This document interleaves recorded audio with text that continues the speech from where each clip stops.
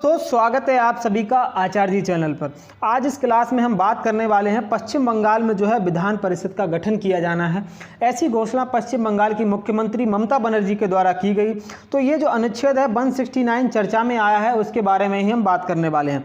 तो आइए चलिए शुरू करते हैं। सबसे पहले यदि आप इस चैनल पर नए हैं तो चैनल को सब्सक्राइब कीजिएगा। यदि आपका कोई भी डाउट क्वेश्चन होता है तो कमेंट बॉक्स में आप दे दीजिएगा, उसका आंसर आपको मिल जाएगा।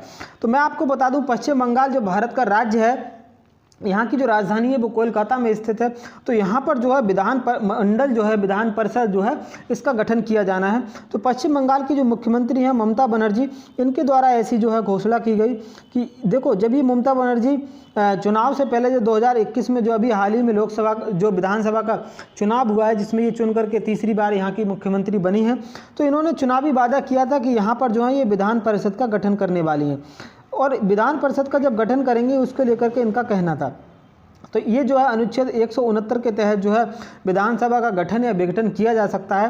तो इसी को लेकर के हम जानने वाले हैं। देखिए, जिस तरीके से हमारा हमारी सेंट्रल गवर्नमेंट होती है, जैसे केंद्र सरकार जो होती है हमारी, तो केंद्र में जो है हमारी जो संसद है उसमें दो इसके जो सदन होते हैं। तो एक तो होता है हमारा निचला सदन, जिसको हम लोकसभा के नाम से जानते हैं। दूसरा होता है हमारा उच्च सदन, जिसको हम राज्यसभा के नाम से जानते हैं। उसी तरीके से राज्य में भी इसी तरीके की व्यवस्था की गई है। तो राज्य में भी दो सदन होते हैं। एक तो हमारा निचला सदन जिसको हम कहते हैं, उसको विधानसभा के नाम से जाना जाता है, और ऊपरी जो सदन होता है उसको विधान परिषद कहा जाता है। इसके अलावा मैं आपको बता दूं, जैसे जिस तरीके से केंद्र में जो है राज्यसभा एक स्थायी सदन होता है, उसी तरीके से राज्य में भी विधान परिषद, जिसको लेजिस्लेटिव काउंसिल कहा जाता है, ये भी एक स्थायी सदन होता है। इसका कोई भी कार्यकाल नहीं होता है, ये एक स्थायी सदन है। इनके सदस्यों का कार्यकाल होता है। क्वेश्चन बहुत कन्फ्यूजिंग आता है कि विधानसभा के जो विधान परिषद है इसका कार्यकाल कितना होता है। तो इसका कोई कार्यकाल नहीं होता है, लेकिन इसके जो सदस्य होते हैं उनका कार्यकाल 6 वर्ष का जरूर होता है। इसी तरीके से जो विधान परिषद हो गया या राज्यसभा, जिस तरीके से राज्य में विधान परिषद होता है उसी तरीके से केंद्र में राज्यसभा होती है। उस तरीके से आप जो है इसको समझ सकते हैं। तो इसी तरीके से जो है इसका होता है। तो इसमें जो है विधान परिषद और विधानसभा, तो निचला सदन जो है राज्य में विधानसभा हो जाता है और ऊपरी सदन राज्य में विधान परिषद होता है। उसी तरीके से केंद्र में जो है लोकसभा निचला सदन होता है और ऊपरी सदन जो है राज्यसभा होता है। तो इसी के तहत जो अनुच्छेद 169 है, इसमें जो है विधान परिषद की स्थापना और समाप्ति का प्रावधान जो है इसी में दिया गया है। अनुच्छेद 169, ध्यान रखिएगा, क्वेश्चन इसी से पूछा जाएगा कि विधान परिषद की जो स्थापना है और जो समाप्ति है वो किस अनुच्छेद के तहत जो है होती है। देखिए, मैं आपको बता दूं, पश्चिम बंगाल में ऐसा नहीं है कि विधान परिषद था नहीं। जब पश्चिम बंगाल राज्य का गठन हुआ तब इसमें विधान परिषद था, और 1969 में विधान परिषद जो था उसको समाप्त कर दिया गया। लेकिन अब 2021 में ममता बनर्जी के द्वारा दोबारा घोषणा की गई है कि हम यहाँ पर जो है विधान परिषद का गठन दोबारा करने वाले हैं। तो इसको करने के लिए प्रोसीजर क्या होता है वो मैं आपको बता देता हूँ। इसको करने के लिए ममता बनर्जी को जो यहाँ की विधानसभा है उसमें जो है इसको प्रस्ताव को लेकर जाना होगा। तो जब ये प्रस्ताव यहाँ से पास हो जाएगा, उसके बाद ये जो है प्रस्ताव राज्यपाल के पास जाएगा। जो राज्य के राज्यपाल जो कि यहाँ के जगदीप धनखड़ हैं, उनके पास ये प्रस्ताव पहुँचने वाला है। उसके बाद ये राज्यपाल जो है इसके बाद ये प्रस्ताव जो है संसद में पहुँचेगा। तो यदि ये प्रस्ताव जो है पार्लियामेंट में साधारण बहुमत से पास हो जाता है तो पश्चिम बंगाल में विधान परिषद का गठन होना एकदम फिक्स हो जाएगा। तो पश्चिम बंगाल में विधान परिषद का गठन की यही प्रोसीजर है। सबसे पहले इसको विधानसभा से इनको पास कराना होगा, उसके बाद ये राज्यपाल इस पर सिग्नेचर करेंगे। उसके बाद जो संसद होगी, संसद में जब ये बिल जाएगा तो संसद में यदि ये साधारण बहुमत से पास हो जाता है तब इसका जो है विधान परिषद का जो है यहाँ पर गठन हो जाएगा। तो विधान परिषद के बारे में मैं बता दूं आपको, विधान परिषद में जो सदस्यों की संख्या है, तो जो विधानसभा जैसे जो लेजिस्लेटिव असेंबली होती है, इसके 1/3 सदस्यों से ज़्यादा इसकी संख्या नहीं हो सकती है। जिस तरीके से जैसे मान लीजिए उत्तर प्रदेश में जो विधानसभा के सदस्यों की संख्या है 403 + 1, जो कि हमारा 403 + 1 जो है 404 जो पूरी विधानसभा की सदस्यों की संख्या है। तो इसका 1/3 मतलब यदि आप देख लीजिएगा तो 1/3 से जो है इसके ज़्यादा सदस्यों की संख्या नहीं हो सकती है।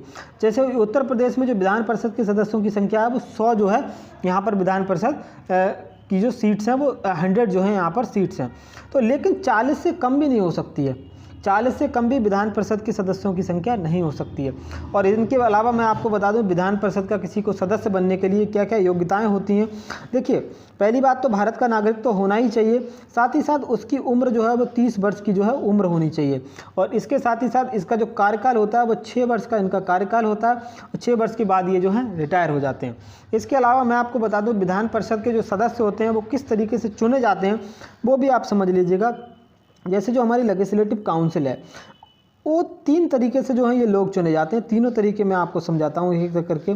तो 1/3 सदस्य जो होते हैं वो जो यहाँ की विधानसभा होती है उनके द्वारा जो है इनको चुना जाता है, विधान जो सभा लेजिस्लेटिव असेंबली हो जो होती है। उसके अलावा 1/3 सदस्य जो होते हैं जो राज्य की स्थानीय स्वशासी इकाई होती हैं उनके निर्वाचक मंडल के द्वारा इनको चुना जाता है। लेकिन जो बचा 1/3 इसको ध्यान से समझना पड़ेगा आपको। इसमें 1/12 1/3 का जो 1/12 जो हिस्सा है वो होते हैं जो ग्रेजुएट जो लोग होते हैं, स्नातक जो होते हैं उनको चुना जाता है। इनके अलावा 1/12 वो होते हैं जो अध्यापक जो होते हैं, जो टीचर्स होते हैं उनको जो है इसमें चुना जाता है। साथ ही साथ 1/6 और बच गया, इसको जो राज्यपाल जो होते हैं उनके द्वारा मनोनीत किया जाता है। तो राज्यपाल के द्वारा इनको मनोनीत किया जाता है। तो टोटल अगर यदि आप इनको जोड़ेंगे तो 1/3 आ जाएगा। तो टोटल जो है इनके सदस्यों की जो संख्या है, जो सदस्य होते हैं इनके लिए इस तरीके से जो है चुना जाता है। इसके अलावा मैं आपको बता दूं पहले जो विधान परिषद थी वो पहले 7 राज्यों में जो है हुआ करती थी। 7 राज्य कौन कौन से हैं वो आप जरूर जान लीजिएगा।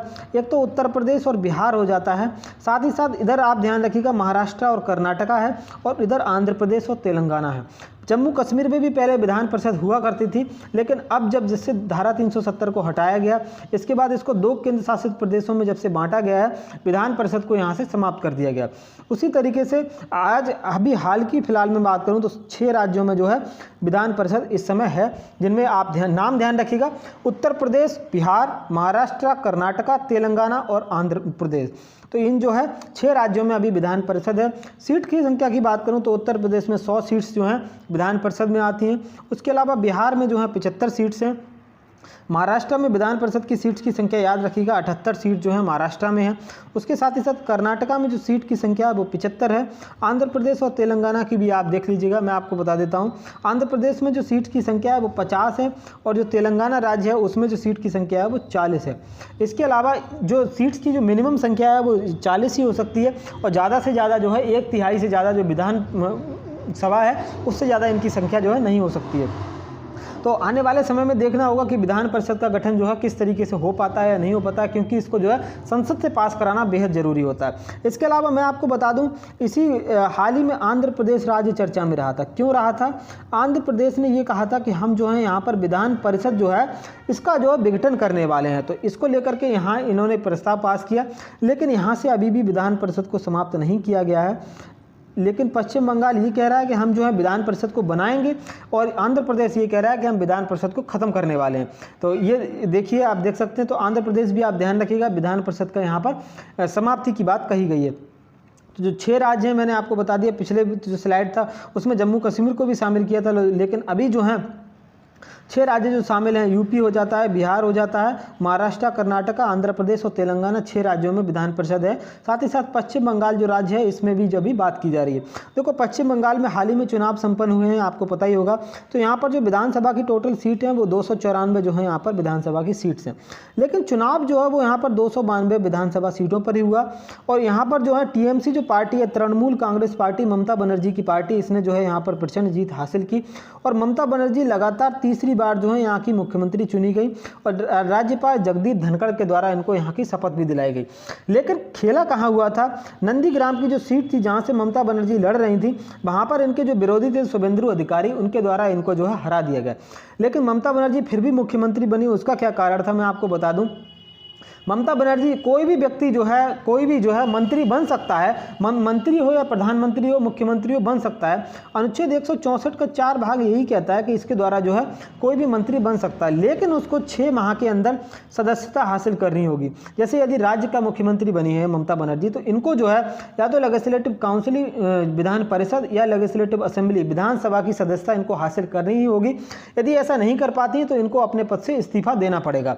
तो ऐसा जो है अनुच्छेद जो जो भारतीय संविधान का अनुच्छेद 164 के 4 भाग है, इसमें ये प्रावधान है। तो ममता बनर्जी के सामने यही समस्या है कि वो किसी भी तरीके से या तो विधानसभा का सदस्य बने, विधानसभा का सदस्य किस तरीके से बनेंगी आने वाले समय में देखना वाला होगा। इसके अलावा यदि यहाँ पर विधान परिषद लेजिस्लेटिव काउंसिल का गठन हो जाता है तो ये आसानी से विधान परिषद का जो है सदस्य बन जाएंगे, तो ये जो है मुख्यमंत्री पद पर 5 वर्ष तक बने रह सकती हैं। तो आने वाले समय में देखना होगा ममता बनर्जी जो हैं क्या जुगाड़ तुगाड़ लगाती हैं, किस तरीके से मुख्यमंत्री पद पर अपने बने रहती हैं। तो ये जो है आपको दिखाई दे रहे हैं, ये हैं जगदीप धनखड़, ये जो है पश्चिम बंगाल के जो हैं राज्यपाल हैं, इन्होंने ही ममता बनर्जी को यहाँ पर शपथ दिलाई है। इसके अलावा नंदीग्राम में जो संग्राम हुआ था जिसमें ममता बनर्जी वर्सेस शुभेंदु अधिकारी जो थे पहले टीएमसी पार्टी के ही इनके सहयोगी थे। बाद में जब टीएमसी पार्टी इन्होंने छोड़ करके बीजेपी ज्वाइन की तो बीजेपी से जो है इन्होंने नंदीग्राम की सीट पर ममता बनर्जी को इन्होंने हराया और ममता बनर्जी फिर भी यहाँ पर मुख्यमंत्री बनी हुई है। तो शुभेंदु अधिकारी को ध्यान रखिएगा, क्वेश्चन पूछा जा सकता है क्योंकि नंदीग्राम की सीट काफ़ी ज़्यादा इंपॉर्टेंट रही थी, काफ़ी ज़्यादा चर्चा में भी रही थी। दोस्तों यदि आप इस चैनल पर नए हैं तो यदि आप PDF प्राप्त करना चाहते हैं तो टेलीग्राम चैनल है, इसको आप ज्वाइन कर सकते हैं, ये इसकी लिंक है, आपको जो है डेली PDF जो है प्राप्त होती रहेंगी। इसके साथ ही साथ दोस्तों थैंक यू, गुड बाय।